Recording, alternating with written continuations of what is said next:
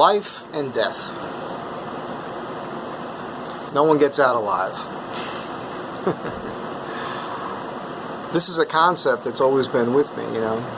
I feel bad for those of you who are afraid of dying, because, you know, you truly never live if you're in constant fear of death. It's part of the process.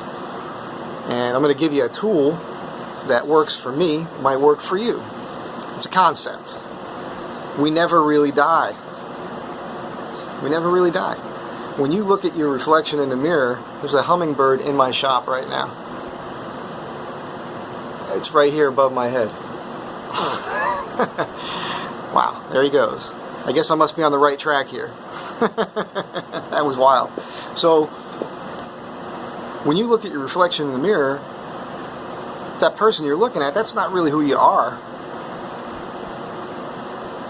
That's just the shell that you're in right now. You're the soul within that body.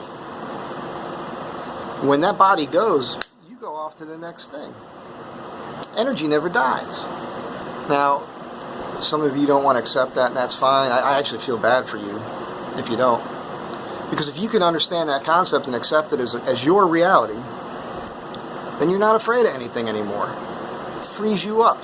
It changes your world. If this is a concept we can get children to understand, think of how that would change the world for the positive. I don't really lose it when people die because everybody I know knows how I feel about them. If you know me, you know how I feel about you. I probably love you if I know you. And those of you who know me that I don't necessarily love, you know why? Because I've told you so. And if I haven't told you so and you're wondering, ask me and I'll tell you. If we could all be that confident, it changes everything, right? Let's just all be honest about it. Maybe that honesty will lead to a conversation with a person where it'll change things for the positive. Sometimes we misunderstand one another. A lot of the time.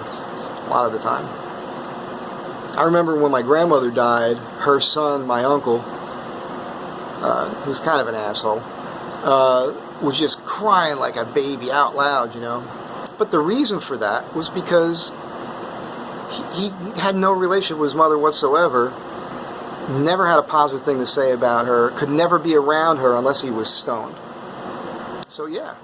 Now look, my mother, I hate to say it out loud, but she's not my favorite person in the whole world. That's just how it is. I was abused by her as a kid, physically and verbally, constantly. There were some good moments, but there was a lot of bad ones. The bad ones kind of outweigh the good ones. I don't hold on to that now. And I talk to her now more than I ever did, and at the end of every conversation I tell her I love her. Because I know it's what she wants to hear. It makes her feel good. It makes me feel good to make her feel good. That's all. Nothing wrong with that.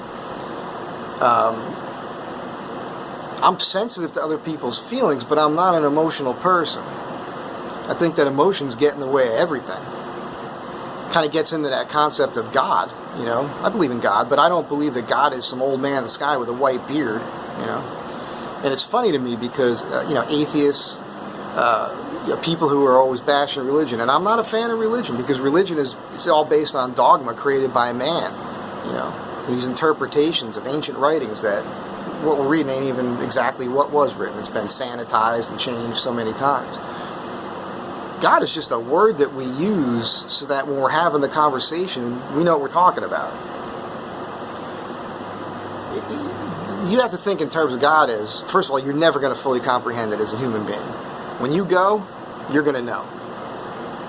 I should have been dead many times. We could talk about all these things. I could probably write a book on it, every chapter, why I should be dead, because of that, because of this, because of that. That happened and this happened. But I had a death experience on my 50th birthday, which just reinforced my belief system. And it was actually beautiful. So, there's that. It's nothing to be afraid of. Don't fear it. There's a great movie about George Harrison. Living in the Material World. Living in the Material World. I think it was, I forget who directed it. Scorsese, maybe? Sorry if I got that wrong. I don't think it was Spielberg, but somebody, some big-time director. You watch that. Now, I think Harrison kind of had it wrong to a certain degree, because he lived this whole life. I mean, he got famous, and then he got into Buddhism and everything else, which is all good. Buddhism is not a religion, by the way. It's philosophy.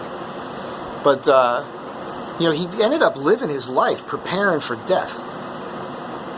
That's an extreme. Of course, he had a great life up until he had that concept and started living that way. So, whatever. This life is a gift. Don't shackle yourself with nonsense and crazy belief systems that other people are programming into your brain with a bunch of rules and regulations. Innately, you know the difference between right and wrong, good and evil. Do the right thing. Always try to be the best human being you can be. Try to help one another out. But don't be a sucker. Don't take any shit from anybody. Remember what John Lennon said. Always be yourself. It might not get you a lot of friends, but it'll always get you the right ones. Of course, he also said, God is a concept in which we measure our pain, by which we measure our pain, but I think that's a cynical way to look at it, and he was young. And look, John Lennon said a lot of things when he was young that later he regretted, and he admitted in interviews, if you go looking, that he was naive about a lot of stuff. And that's part of this life. It's learning and growing and becoming better. Don't be afraid. Live your life. Enjoy it. And I don't know. That's about it. Be good human beings. See you next time.